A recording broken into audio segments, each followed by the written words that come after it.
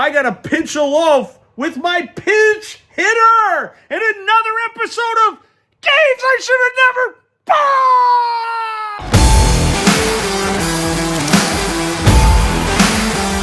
The 1959 Williams pinch hitter pitch and bat baseball. I got this game probably at least 15, probably 20 years ago, and it's been sitting in my barn waiting for restoration, and I've finally gotten my ass to gear. Talk about the playfield a little bit. You can see my remade home run plastic. That's nice. Plastic home run ramps, where on the 57, these were metal. This kind of sucks because these do deteriorate, though these are in good shape. It is still a hole scoring game.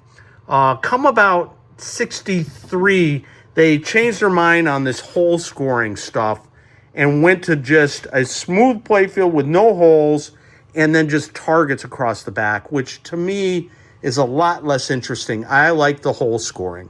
We had to replace the bat covering. You could see this thing was shot. So what we do is I buy, this is called oil supply tubing. I got this on Amazon. It is 10 millimeter outside diameter, 7 millimeter inside. This stuff is nice and rubbery and it's rather thick. It's a good replacement.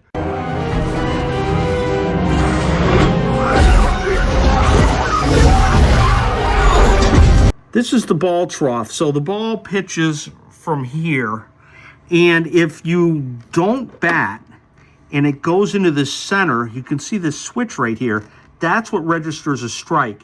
If it's either inside or outside, no strike is registered, which is pretty cool. It's a really cool option. And in addition to that, if say you hit the ball and maybe you bounce here, bounce over there, and then it goes back down either on either side, you will still get a strike, like it's a foul ball. So if you basically make a hit but don't get any of the holes, any of the scoring holes, you still get a strike, which is really cool because 3 strikes gets you an out. Running man unit's pretty standard.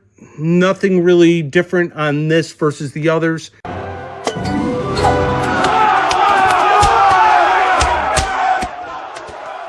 They moved the scorecards up here.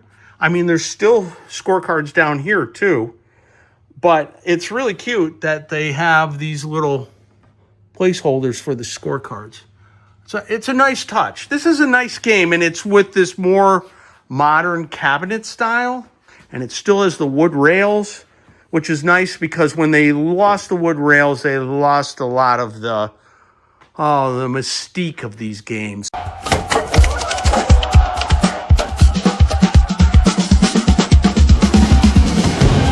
One other cool feature of this game is if you have 2 outs and the bases loaded, see I got a guy at first, second, and third, bases are loaded, this lights up on the back glass.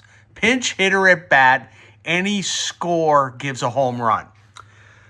So you basically get, with the bases loaded, a grand slam. And this applies in single player or double player games. Right now I have a single player game up, and I'm going to hit this single hole right here, single hole, and we'll see if indeed I do get a grand slam. Also watch this guy here. It will probably advance. So here we go. And I advance here because anytime you get a grand slam, this advances. Because if you spell pinch hitter all the way to here, you win a replay.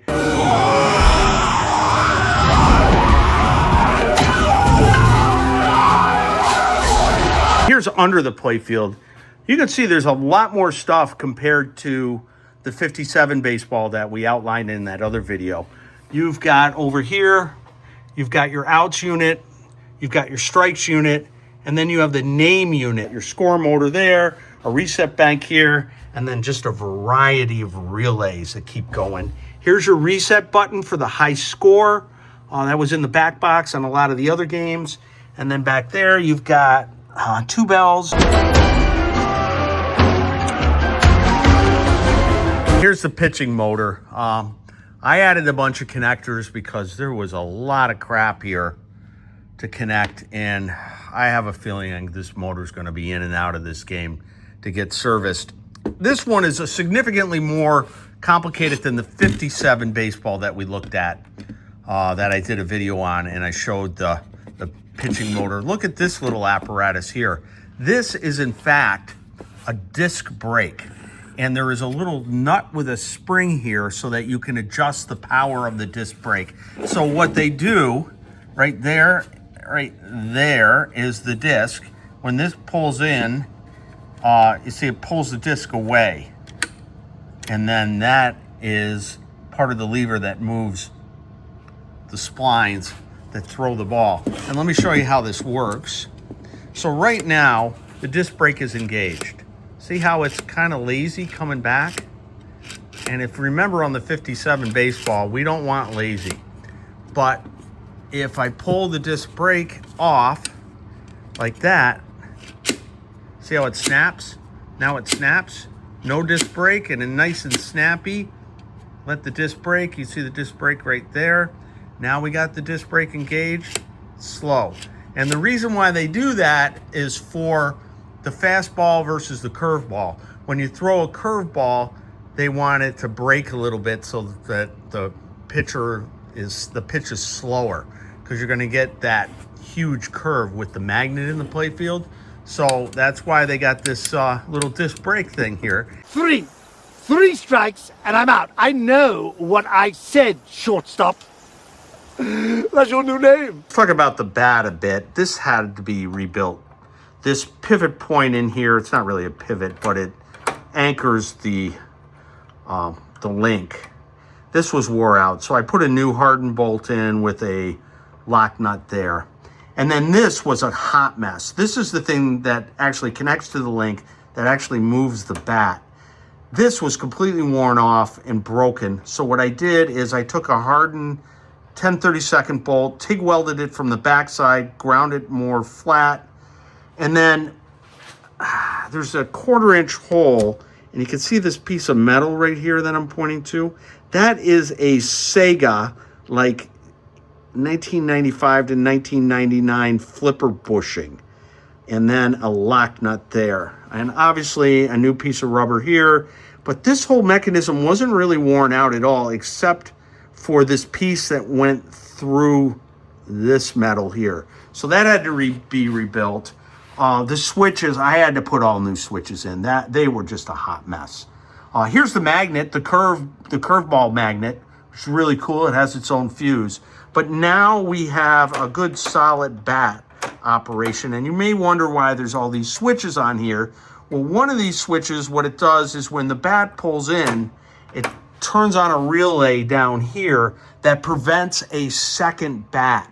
So I don't know if you saw the video on the 57 Deluxe in the King of SWAT 55, where you could bat multiple times, on a single pitch. You could just keep hitting it and the bat would keep on going. That additional switch and relay down there prevents that from happening. They also changed the coil here compared to like the 57 Deluxe, Williams Deluxe. This has lower resistance, and the reason why they did that is because they added this, a bat control rheostat. So obviously where you have this, if you have it here, it's basically no resistance, and here it adds in series resistance to the coil. That's why they went to a lower resistance here, so you have a little more room to dial this in. That also gets me to first base. Here's the original home run over the fence plastic across the back of the playfield. Somebody's touched it up. See how it's curled and incredibly shrunk. So I scanned it in and reprinted it on PET G. It came out great and flat, and it's the correct size, and it's not all yellowed and broken. Oh man, junk. These things are just junk. Look at this. Can't even be flat. Oh, I'm not getting that.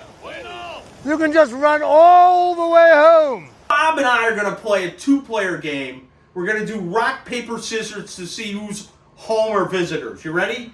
1, 2, 3. Oh, I kill him! All right, you're batting first, Bob. When I'm pitching to Bob, I like to cup my hand like this, and then I can hit, so he can't see whether I hit fast or curve. He can't see it. But to be honest with you, I'm probably always going to hit curve. The adjustment for curve is it slows the pitch down for a curve, but I have it adjusted so it goes pretty fast on either fast or curve ball. So it really makes fastball almost pointless unless you're playing yourself. But if you're playing another player, I always hit curve because it's tough. And Bob swings and misses. Oh, Bob rejected. That is going to be a strike. He gets a strike for that. It was caught fly ball. Oh, Bob again, another strike. He can't. He's rejected twice. Oh, finally he gets on base. Bob, you know, I don't know. Come on, suck it up, Bob. Oh, over the fence. Suck it, Bob. Come on. Oh, you should have swung at that. That was way outside. Way outside. Oh, that was right up the middle. And you were rejected. That's going to be a strike. It's going to be a strike. Nothing you can do. 2 strikes, Bob. You're in trouble now.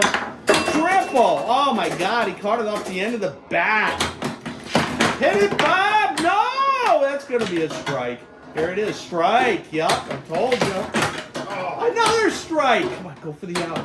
Come on. Give it to me. Out, out. Ow, yeah. Look at this. 3 strikes. Bob gets an out. Come on. Look at that. You suck, Bob. Yeah. Oh, maybe you don't suck as bad as I thought. Premature, Bob. Oh, man. Premature evacuation. Oh, I love it. Swung before the ball even came. Oh! Did you see the curve on that thing? Oh my God, that was great. Out. All right, one more, and then get Bob out of this thing, and I'll show him how this is done. Oh, here's a strike for Bob. All right, here we go. Come on, out! Woo! Okay, so now see the batter up, how it blinks. Now I'm gonna kick Bob's ass. Let's try to. Maybe not. Oh, yeah, I got a single out of it. Guy, you're not fucking waiting, Bob. This should be a walk. Oh, rejected. That's a strike. Fucking suck it, Bob. Suck it. Oh, run! Woo! Over the fence. Woo! Yeah, come on. Give me some more. Give me another home run. Come on, Bob. I need 2. Oh, I did a pre-ejaculation. Oh my God! Pre-evacuation. I did it. Bob, no way. We're tied up. No, that's it. Bob, it's over. You win. I win. Look, I beat him. There's only 1 inning. I beat him. Batter up. I won. No strikes, no outs, and I kicked his ass. Woo! Woo!